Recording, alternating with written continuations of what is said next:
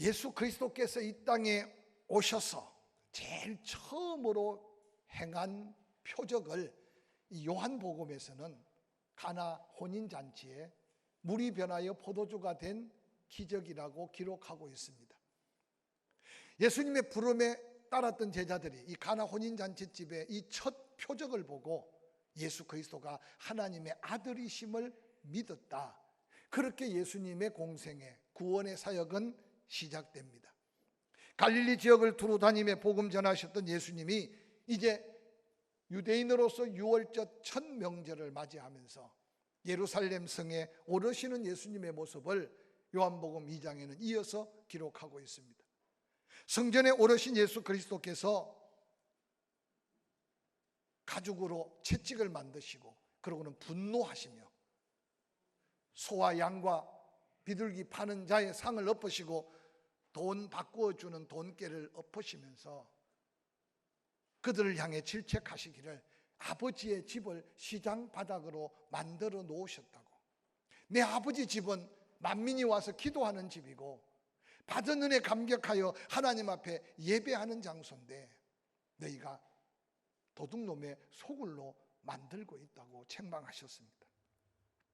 예수님께서는 그 현장에서 이 성전을 헐어라, 사흘 만에 내가 다시 지을 것이라고 말씀하심이 얼마나 놀라운 예언적 하나님의 계시의 말씀이 담겨 있는지 모릅니다. 그러나 어리석은 사람들은 그 말을 꼬투리 잡아 예수 그리스도를 나중에 종교적 재판에 넘겨가고 있는 상황들을 성경은 소개합니다. 그 당시는 깨닫지 못했지만 그들은 이미 오랜 전통의 예루살렘 성전에서 절기의 예배를 드리지만 이미 형식에 사로잡히고 하나님이 받으실지 받으시지 않을지 아무 관심 없는 예배를 그들은 드리고 있었습니다. 그러나 이제 곧 예수 그리스도께서 온 인류의 죄를 위해 당신이 십자가를 지고 죽으시고 부활하시고 나면 이제는 이전에 드렸던 예루살렘 성전의 형식과 외식에 그친 예배가 아니라 정말 신령과 진정으로 하나님 앞에 예배할 그때를 예수님은 이미 아신 것입니다.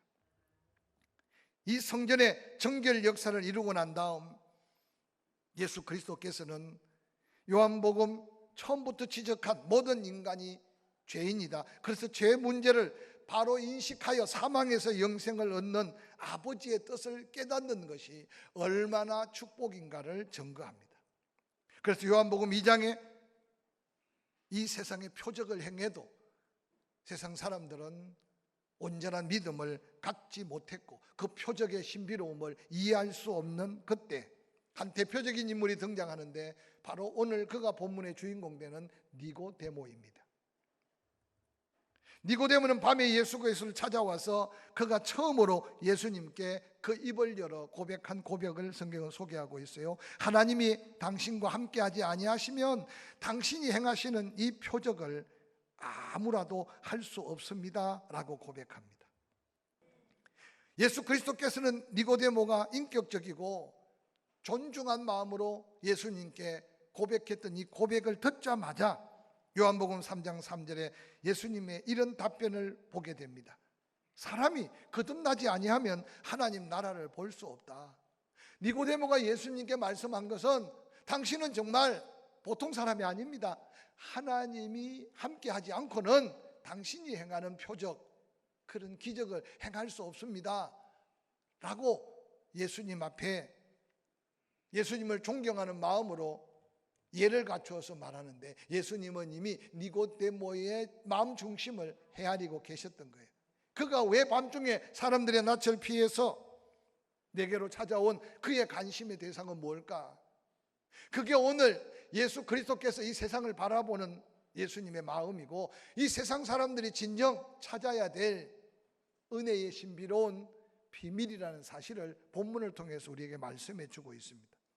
한밤중에 찾아온 니고데모, 그는 세상 것으로는 다 채워도, 아니 노력하고 애쓰고 인간적인 목표를 다 이루었는데도 채워지지 않는 그 무엇. 근데 예수님이 그걸 보신 거예요. 바로 하나님의 나라, 영원한 생명으로 누릴 수 있는 하나님의 나라에 대한 사모함이, 갈급함이 니고데모의 심령에 있었던 거죠. 오늘 본문에 등장하는 니고데모, 그는 어떤 사람이었기에 하나님의 나라를 찾았을까요? 요한복음 3장 1절은 그렇게 시작합니다. 바리새인 중에 니고데모라 하는 사람이 있으니 유대인의 지도자라. 마태, 마가, 누가, 요한복음, 사복음 곳곳에 이 니고데모가 등장합니다. 그런데 그 니고데모를 소개할 때 가장 많이 소개하는 게 그는 바리새인이었다고 소개하고 있습니다. 당시 사람들로부터 가장 존경받고 가장 인정받았던 사람이 바로 바리새파에 속한 바리새인들이었습니다. 대중들에게 인정과 존경과 종교적인 높임을 받았던 바리새인 중에 바로 니고데모도 속해 있었다는 사실을 성경은 그대로 증거해 줍니다. 본래 바리새파가 생기게 된 것은 아주 순수한 의미로 출발했습니다. 이스라엘 백성들이 바벨론 포로로 잡혀간 이후에 그들은 하나님의 율법과 하나님의 백성으로서의 정체성을 상실할 수 있는 위기를 만나게 됩니다. 그때 남다른 열정을 가진 믿음의 사람들이 어떻게 하면 우리가 하나님의 율법과 하나님의 백성으로서의 이 고귀한 정체성을 지켜나갈 수 있을까? 그래서 한 사람 두 사람 뜻을 맞이하면서 영적인 거룩한 팔을 행성하게 되었습니다. 이 바리새인들 그 가운데 그런 정신을 가진 사람들 중에 대부분의 사람들이 세속 사회에 들어가 하나님의 율법을 모범적으로 지킵니다. 경건의 삶을 삽니다. 그래서 그 시대와 그 사회에 선한 영향력을 미쳤습니다. 그들이 바리새파라고 하는 이름을 갖게 되었습니다. 시작은 그렇게 긍정적이고 아름다운 모습으로 시작되었죠.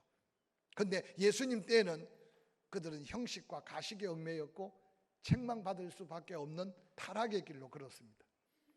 뿐만 아니라 하나님의 율법과 하나님의 백성으로서의 고귀함을 이루기 위해 아예 세상을 등지고 은둔된 삶을 살면서 오직 말씀, 오직 기도.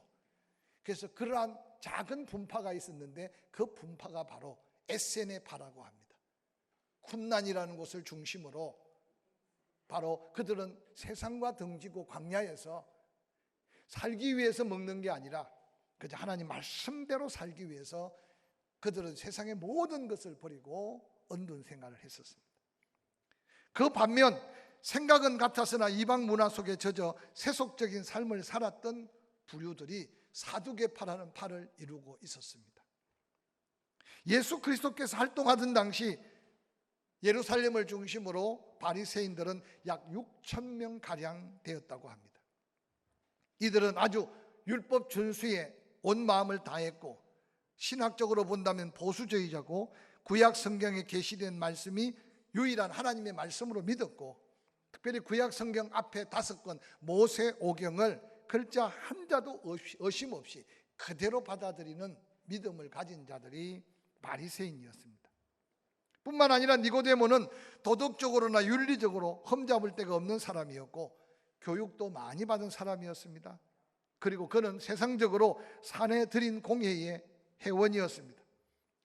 당시 사내들인 공회는 유대교의 최고의 입법기관이었는데 이들은 입법뿐만 아니라 사법, 행정권을 모두 장악하고 있었습니다. 오늘날 우리의 국회보다 훨씬 더 강력한 영향력을 미치는 것의 의원이었습니다.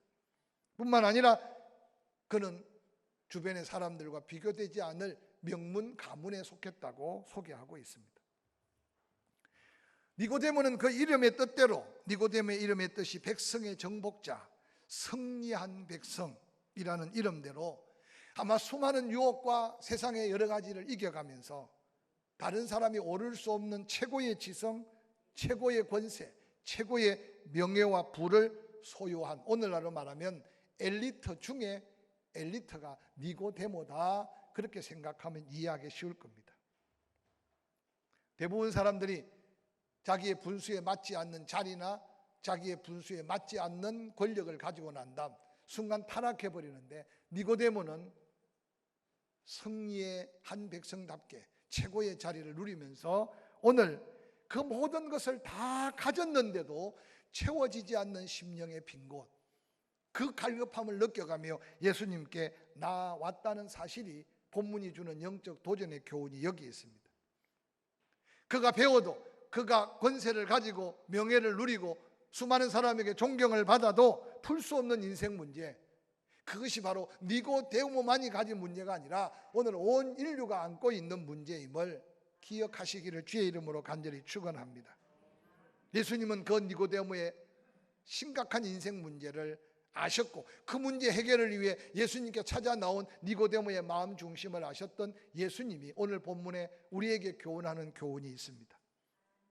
거듭나지 않으면 하나님 나라에 들어갈 수도 없고 하나님 나라를 볼 수도 없다.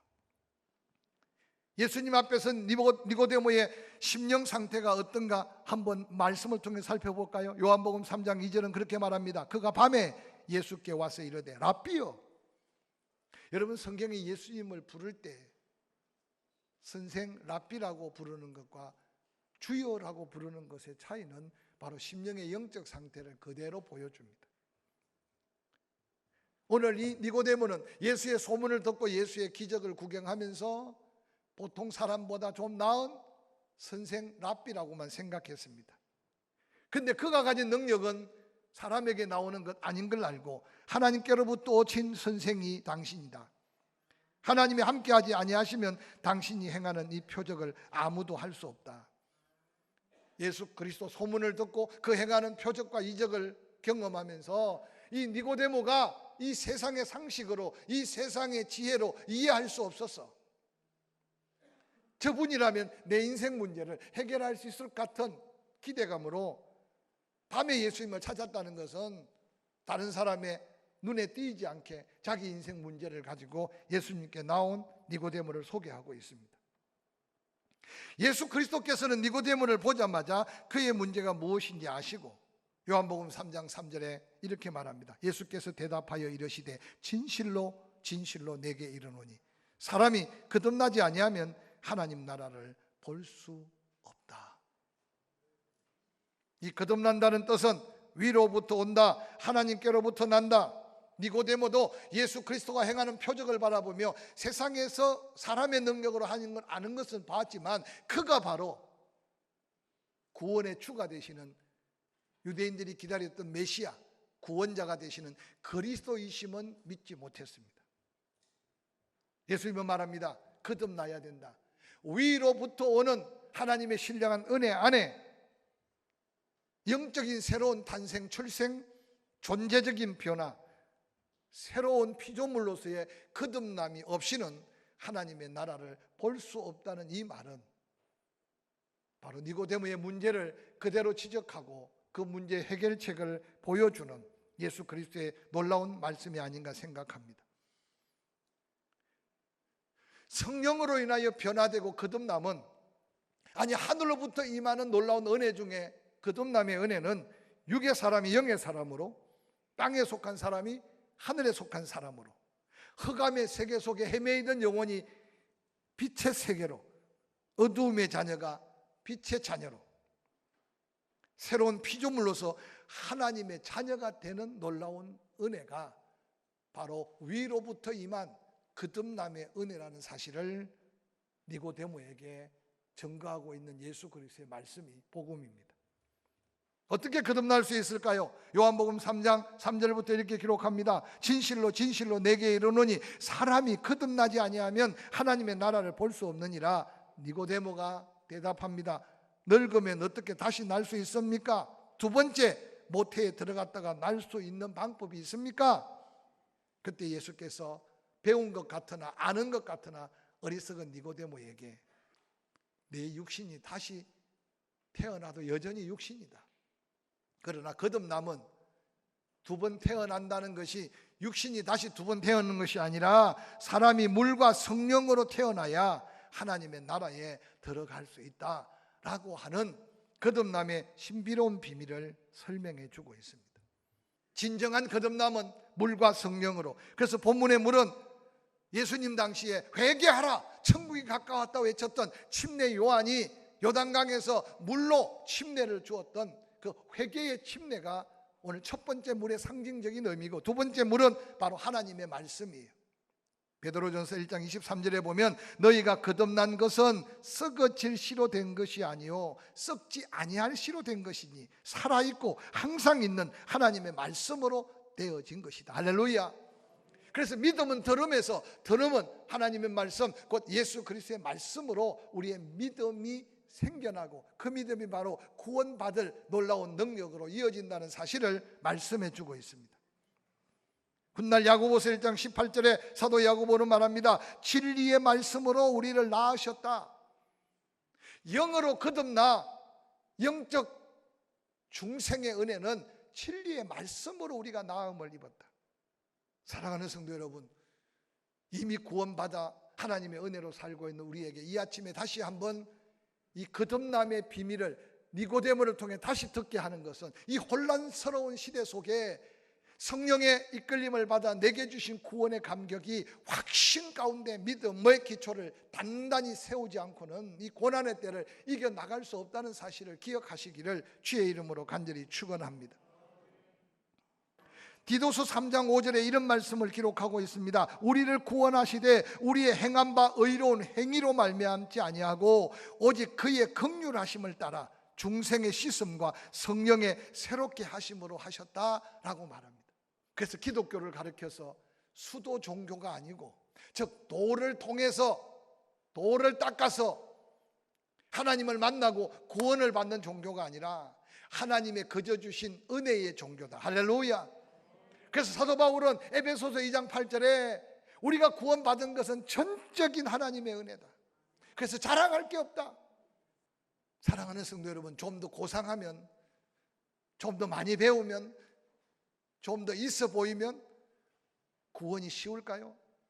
성경에 재미있는 사마리아 우물가의 그 여인, 아마 사마리아 동네 사람들도 취급하지 않는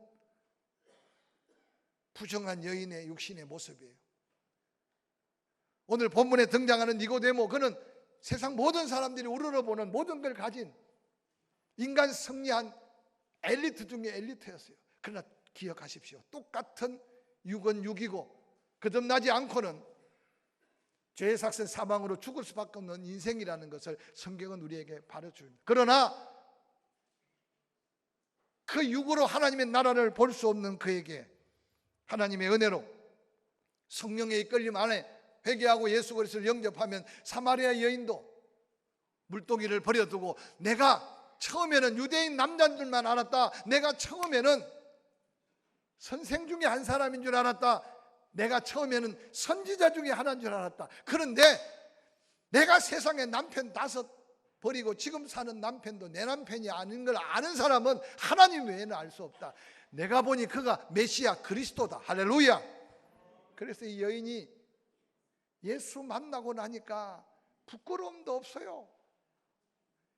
인생의 거듭남은 과거도 없어요. 인생의 거듭남은 자기의 현실도 없어요. 오직 구속한 주님만 바라보고, 자기를 그렇게 손가락질하고 사람 대접하지 않았던 그 영혼들도 자기처럼 불쌍한 영혼, 그래서 그가 물동이를 버려두고 동네로 뛰쳐나가서 내가 그리스도를 만났다, 와봐라. 사마리아 사람들이요, 예수를 만나 구원받고 난 다음에 그 여인 때문에 구원받았던 것이 자존심 상해서 예수님한테 그렇게 말합니다. 저 여자 때문에 내가 구원받은 게 아니고 당신 때문에 구원받았다. 주님 더 머물러 계시라고. 이 말씀 속에요, 여러분, 모든 사람이 부러워하는 부귀영화 명예를 가진 사람이나 오늘 사마리아 우물가에 예수를 만난 그 여인이나 육은 육이고 육으로는 구원받지 못하고 하나님의 놀라운 구원은 바로 거듭남에 있다는 사실을 기억하시며 성령의 역사하심 앞에 우리의 마음 문을 열고 다시 한번 그 성령의 말씀에 귀를 기울이고 성령의 감동을 따라 살아가는 거듭난 증거 있는 성도가 될 수 있기를 주의 이름으로 간절히 축원합니다. 그래서 오늘 요한복음 3장 6절에 육으로 난 것은 육이요 영으로 난 것은 영이니 내가 내게 거듭나야 하겠다는 말을 놀랍게 여기지 말아라. 바람이 임의로 불매 내가 그 소리를 들어도 어디서 와서 어디로 가는지 알지 못하나니 성령으로 난 사람도 그러하다. 오늘 니고데모의 그 안타까운 심령에 이 거듭남의 신비한 비밀, 성령으로 거듭나는 은혜를 덧입히기 위해서 예수님이 지금 니고데모에게 육에 속한 자에게 영의 일을 설명할 수 없으니 혹이라도 육의 생각으로 영의 일을 깨우칠까 하고 바람에 대해서 설명합니다. 네가 바람을 알고 있지 않느냐? 바람이 임의로 분다. 근데 그 소리는 들리는데도 어디서 와서 어디로 가는지 보이지도 않고 알 수도 없다. 성령의 역사도 그와 같다. 니고데모를 향해 진실로 사람이 거듭나면 변화가 되고, 거듭난 후에 하나님의 나라를 볼 수 있고 하나님의 나라에 대한 천국 소망이 확실해진다는 이 놀라운 메시지가 저와 여러분에게 다시 한번 세상만 바라보고 두려워하고 땅의 것에 매여서만 사는 육에 속한 그리스도인이 아니라 성령에 이끌려 성령에 사로잡힌 거듭남의 증거 있는 삶을 사는 저와 여러분이 될 수 있기를 주의 이름으로 간절히 축원합니다. 이 시간 한번 조용히 여러분 삶을 돌아보세요. 내가 예수 믿은 지 몇 년이나 됐습니까? 내가 예수 그리스도를 구주로 영접하고 침례받고 구원받고 사명받고 지나온 세월이 몇 년입니까? 여러분 얼마나 변화되었는지 한번 돌아보시길 바랍니다. 제가 가끔 전도할 때 강정을 하는데 저희 집안이 예수 믿는 사람 하나도 없었어요.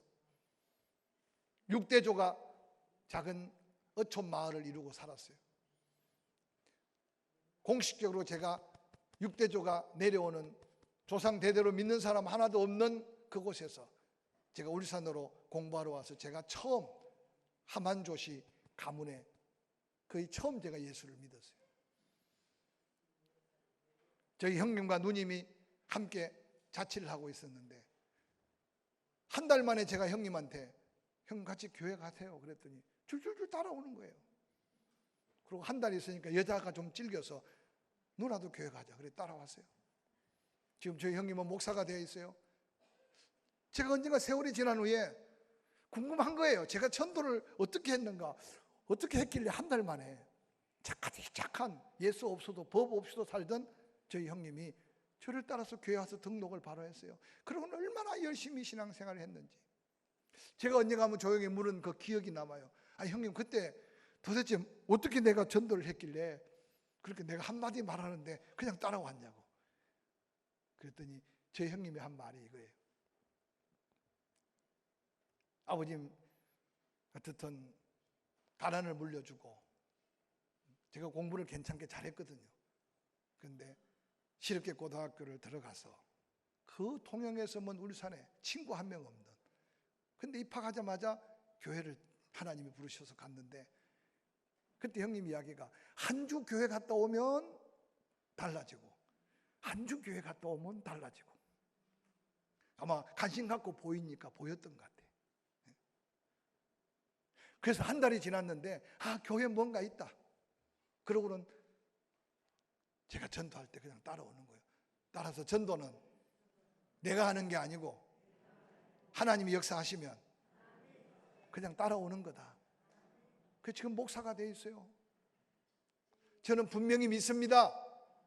변화의 차이는 있고 변화의 모습은 달라도 거듭나면 하나님 나라가 보여요.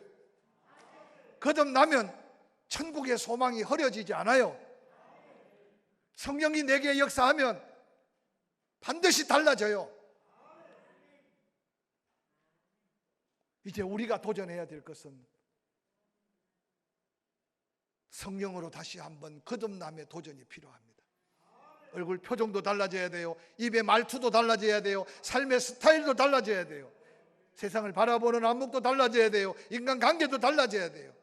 우리가 달라지는 만큼 성령의 역사는 우리 삶에 더한 기적으로 이어질 줄로 저는 확실히 믿습니다.